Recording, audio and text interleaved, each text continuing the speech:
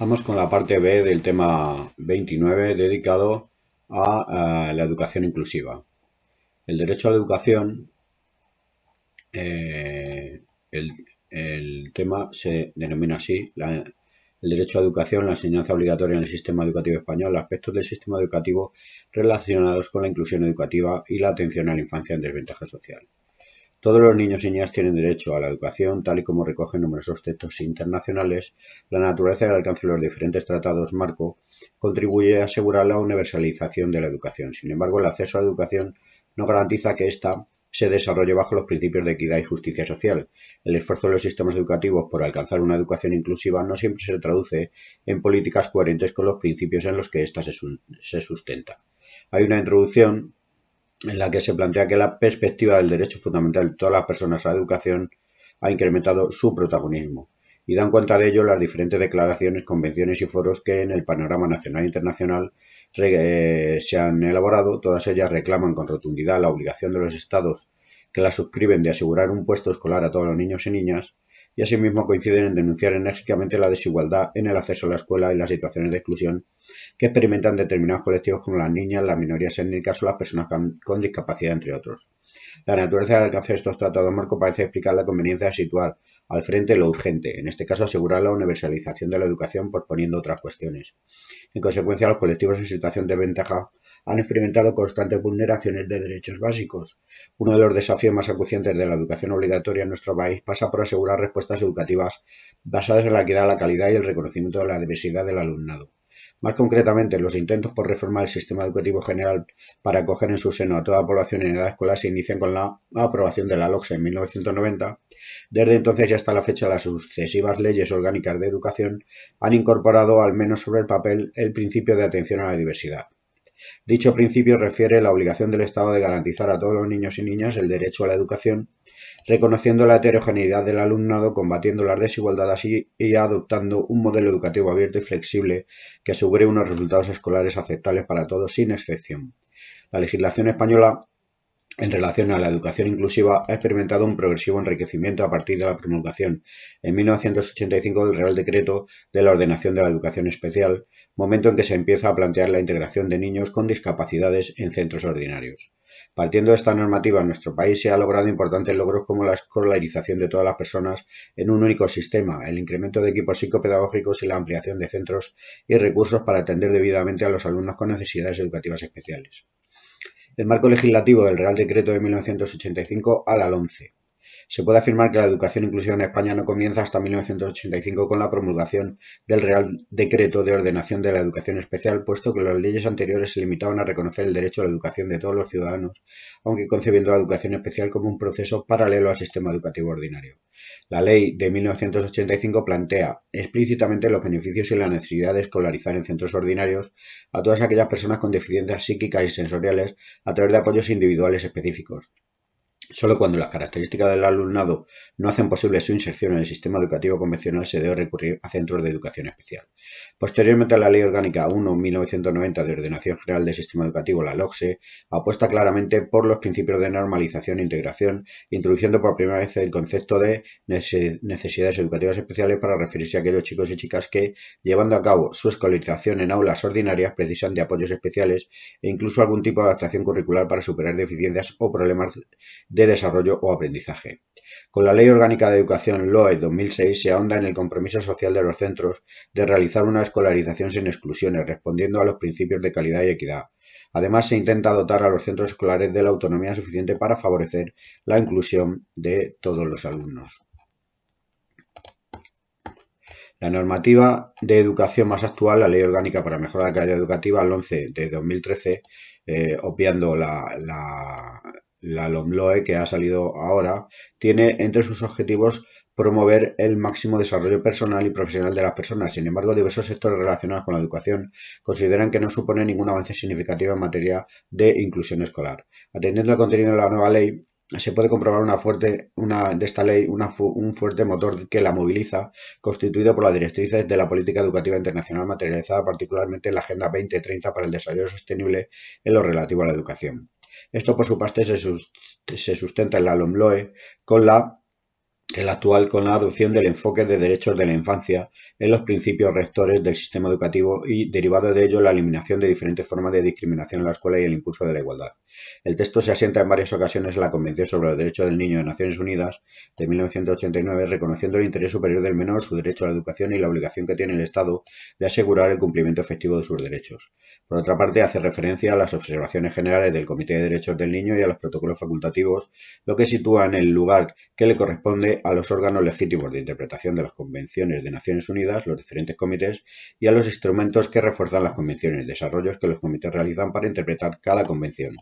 Todo ello muestra un claro interés por legislar de acuerdo con los instrumentos internacionales de derechos humanos, especialmente los referidos a derechos de la infancia, derechos de las personas con discapacidad y eliminación de toda forma de discriminación contra la mujer. Por tanto, un importante avance de esta ley es el de hacer suyos los instrumentos de derechos humanos. Esto tiene una especial importancia porque la realidad de las escuelas es enormemente ajena a la Carta de los Derechos Humanos, a pesar de que forme parte de la materia que enseña desde el año 2002. Esta paradoja es una de las tantas que se producen dentro de los sistemas educativos: proclamar algo mientras se hace lo contrario. Así, en las escuelas a menudo se enseña la colaboración, mientras el sistema es altamente competitivo, la igualdad a la vez que se clasifica a la infancia, la democracia mientras se limita la participación real, la justicia social a la par que se anticipan las desigualdades de la producción y el mercado, la capacidad crítica a través de la obediencia y la memorización sin sentido. Esto mismo es lo que ocurre con los derechos humanos que enseñamos al alumnado a la vez que les escolarizamos de forma contraria a ellos. 1. Hablar, por ejemplo, de la Convención de los Derechos de las Personas con Discapacidad ratificada por España en 2008 y sus implicaciones educativas en la inmensa mayoría de los centros escolares es como hablar en otro idioma.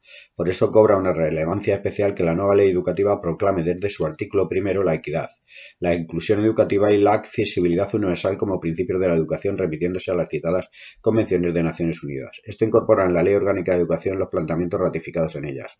Y la LOMLOE no será un texto desconocido en las escuelas externo a la regulación del sistema educativo, sino todo lo contrario. Se trata del principal texto que regula la educación en todo el Estado y en este sentido no deja lugar a la ambigüedad.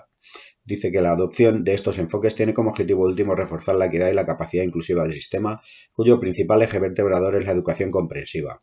Con ello se hace efectivo el derecho a la educación inclusiva como derecho humano para todas las personas, reconocido en la Convención sobre los Derechos de las Personas con Discapacidad, ratificada por España en 2008, para que este derecho llegue a personas en situación de mayor vulnerabilidad. Es el derecho a la educación sin las restricciones que ha tenido hasta el momento. La nueva ley educativa convierte el derecho a la educación en el derecho a la educación inclusiva y lo hace en el marco de la interpretación de la Convención, que dice garantizar el derecho a la educación inclusiva conlleva una transformación de la cultura, la política y la práctica en todos los entornos educativos formales e informales para dar cabida a las diferentes necesidades e identidades de cada alumno, así como el compromiso de eliminar los obstáculos que impiden esta posibilidad. También entraña el fortalecimiento de la capacidad del sistema educativo para llegar a todos los alumnos. Además, la participación plena y efectiva, la accesibilidad, la asistencia y el buen rendimiento académico de todos los alumnos, en particular de aquellos que por diferentes razones están en situación de exclusión o pueden ser objeto de marginación, ocupan un lugar central a la hora de garantizar el derecho a la educación inclusiva.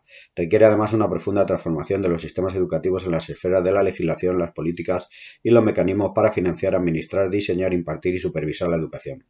El Comité sobre los Derechos de las Personas con Discapacidad de la ONU, Observación General número 4.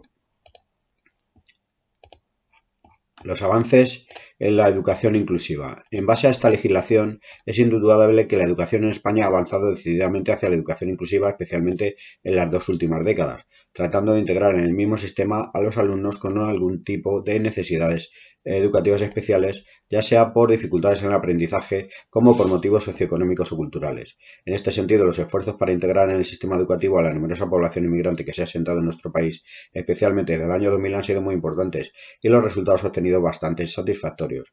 Tras realizar una valoración de los logros alcanzados por el sistema educativo español en materia de educación inclusiva, podemos indicar los siguientes: la escolarización de todos los alumnos en un único sistema, aumento de los recursos tanto personales como de materiales y de infraestructura para atender a las necesidades educativas especiales de los alumnos, utilización de los centros de educación especial solo en los casos en que no es posible ni aconsejable una educación ordinaria, elaboración de planes de atención a la diversidad, notable mejora de la formación del profesorado en temas de inclusión, creación progresiva de las denominadas aulas abiertas de educación especial en centros ordinarios para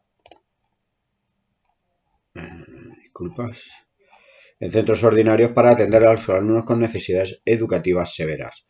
Las líneas de futuro. La opinión de los expertos es que, aunque se ha mejorado mucho, aún queda mucho por hacer en educación inclusiva. El objetivo ideal de lograr una sociedad más justa donde las deficiencias o diferencias de cualquier tipo no supongan un impedimento o hándicap para lograr un desarrollo pleno para todas las personas comienza la educación y para conseguirlo es necesario trabajar mucho y redoblar esfuerzos en las siguientes líneas de actuación. Mejora de la calidad de la enseñanza en general y el de los chicos con necesidades educativas especiales especialmente. Evitar cambios constantes en las leyes, puesto que dificultan el avance y crean inseguridad entre alumnos y profesionales. Es necesario un gran pacto social que evite cambios constantes en las normativas paralelos a la llegada al poder de un nuevo partido político. Evitar una degradación de los currículos de algunos alumnos con necesidades educativas especiales como fácil solución a su integración escolar. Mejorar la inclusión en cursos más avanzados, bachillerato y formación profesional, donde se observa un frenazo y en ciertos casos la inexistencia de programas de inclusión. Aumenta la inversión en investigación y medios humanos y materiales destinados a la educación inclusiva. Mejorar la formación específica del profesorado en inclusión y necesidades educativas especiales, poner en marcha planes de concienciación en los alumnos y la sociedad sobre el respeto a la diferencia y la diversidad, y en el momento actual la educación inclusiva es entendida como un proceso de constante revisión de las escuelas para crear entornos educativos en los que todo el alumnado pueda tener éxito con independencia de su capacidad. Todos, también el alumnado con necesidades educativas especiales, son educados en las aulas ordinarias con sus iguales en escuelas de su comunidad. Porter en 2010. En primer lugar, se relaciona con el desarrollo de las escuelas, hace referencia a procesos de reflexión y revisión constante para aumentar la participación de los estudiantes y para reducir su exclusión. Asimismo, conlleva la reestructuración de la cultura, las políticas y las prácticas de los centros educativos para que puedan atender a la diversidad del alumnado en su localidad. En tercer lugar, se nutre de una concepción de la diversidad en la que ésta es percibida no como un problema a resolver, sino como una riqueza para apoyar el aprendizaje de todos. Finalmente, la inclusión educativa no puede desvincularse del fenómeno de la exclusión, opera de manera recíproca con esta, convirtiéndose en un medio al servicio de la inclusión social en un sentido más amplio. La segregación escolar. La ley incorpora medidas para evitar y corregir la segregación del alumnado. Al artículo 84 de la LOMCE se añade que se dispondrán las medidas necesarias para evitar la segregación del alumnado por motivos socioeconómicos o de otra naturaleza y que en ningún caso habrá discriminación por discapacidad, edad, enfermedad, orientación sexual o identidad de género. Artículo 87.1. Para ello establecerán una proporción. En este artículo 87.1 dice que para ello establecerán una proporción equilibrada del alumnado con necesidad específica de apoyo educativo que deba ser escolarizado en cada uno de los centros públicos y privados concertados y garantizarán los recursos personales y económicos necesarios a los centros para ofrecer dicho apoyo. Se autorizará un incremento de hasta un 10% del número máximo de alumnos y alumnas por aula en los centros públicos y privados concertados, bien para atender necesidades inmediatas de escolarización del alumnado de incorporación tardía, traslado familiar o acogimiento. Artículo 87.2. La LOMLOE incorpora la intención de que las áreas de escolarización o influencia se determinen de modo que permitan garantizar la aplicación efectiva de los criterios prioritarios de proximidad al domicilio y cubran en lo posible una población socialmente heterogénea. Artículo 86.1.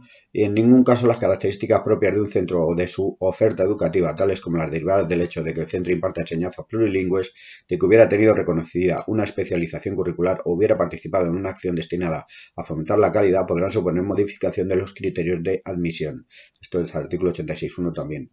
La ley establece que las administraciones educativas adoptarán las medidas necesarias para actuar de forma preventiva con el alumnado en situación de vulnerabilidad socioeducativa con el objetivo de favorecer su éxito escolar. Artículo 81.1. Por primera vez se indica expresamente que en aquellos centros escolares, zonas geográficas o entornos sociales en los cuales exista concentración de alumnado en situación de vulnerabilidad socioeducativa, las administraciones educativas desarrollarán iniciativas para compensar esta situación. Artículo 81.2. Confundir la educación inclusiva, que es un derecho reconocido por España desde 2008, con un principio fundamental, artículo 4.3, es un error conceptual que genera demasiadas contradicciones internas en la redacción de la ley y da lugar a incoherencias como someter la aplicación del diseño universal para el aprendizaje solo a las ocasiones en las que tal diversidad lo requiera. Artículo 4.3. Esto demuestra que se sigue asimilando diversidad a excepcionalidad y que no se comprende bien que el diseño universal para el aprendizaje es un planteamiento general que busca la accesibilidad de todas las personas desde la propia fase de planificación de la enseñanza. El artículo 6 del texto realiza una declaración muy acertada cuando señala que el currículo en ningún caso podrá suponer una barrera que genere abandono escolar o impida el acceso y disfrute del derecho a la educación. Es imprescindible que las subsiguientes normas de desarrollo curricular establecieran un currículo más flexible centrado en las competencias basado en los principios del diseño universal para el aprendizaje y con margen para que los centros educativos puedan concretarlo y aplicar planes educativos lo más personalizados posibles. La nueva ley reconozca como referentes de evaluación para el alumnado con necesidades educativas especiales sus adaptaciones curriculares individuales sin que esto pueda impedirles promocionar o titular. El artículo 74 vuelve a poner de manifiesto las contradicciones de esta norma con respecto a la Convención sobre los Derechos de las Personas con Discapacidad y todos los informes de la ONU porque sigue perpetuando un sistema de educación especial para algunas personas separándolas del sistema general. En cuanto al proceso de evaluación de las necesidades que serán preceptivamente oídos e informados los padres, madres o tutores legales del alumnado, y las administraciones educativas regularán los procedimientos que permitan resolver las discrepancias que puedan surgir, siempre teniendo en cuenta el interés superior del menor y la voluntad de las familias que muestren su preferencia por el régimen más inclusivo, 74.2. La disposición adicional cuarta establece que se desarrollará un plan para que en el plazo de 10 años los centros ordinarios cuenten con los recursos necesarios para poder atender en las mejores condiciones al alumnado con discapacidad. La ley prevé alcanzar un mínimo de inversión del 5% del Producto Interior Bruto en un plazo de 2 años desde su aprobación. La LOMLOE ha traído consigo lograr altos niveles de equidad social y educativa garantizando el derecho a una educación inclusiva y de calidad para toda la población sin excepción. Esta aspiración se fundamenta jurídicamente en la Constitución española, la Convención sobre los Derechos del Niño y la Convención sobre los Derechos de las Personas con Discapacidad, ambas proclamadas por Naciones Unidas y ratificadas por el Estado español. De acuerdo con ellas, todas las personas tienen derecho a educarse en escuelas comunes y a recibir en estas los apoyos y ajustes razonables que necesiten. También partimos de un planteamiento claro respecto a la libertad educativa que consideramos irrenunciable y a nuestro juicio consiste en que el origen y el contexto social de la niña o del niño no restrinja sus opciones vitales. Es función ineludible del sistema educativo promover contextos educativos adecuados y con recursos suficientes para todo el alumnado, así como eliminar las barreras económicas, sociales y culturales en el acceso a los centros, garantizando la libertad de pensamiento. Las medidas contra la segregación y la inequidad. Un aspecto clave de la ley es que trata de dar prioridad al derecho a la educación sobre otros intereses privados de carácter económico o ideológico, incluye el enfoque de derechos de la infancia entre los principios rectores del sistema. En coherencia con ello, se indica que las administraciones públicas garantizarán el derecho a la educación, el acceso en condiciones de igualdad y no discriminación y la libertad de elección de centro por padres, madres o tutores legales y atenderán a una adecuada y equilibrada distribución entre los centros escolares del alumnado con necesidad específica de apoyo educativo. Asimismo, velarán para evitar la segregación del alumnado por razones socioeconómicas o de otra naturaleza y esta declaración de principios irrenunciables desde la perspectiva de un sistema educativo plenamente democrático y alineado con la legislación de rango superior condensa las cuestiones que más ruido han generado durante la tramitación de la ley.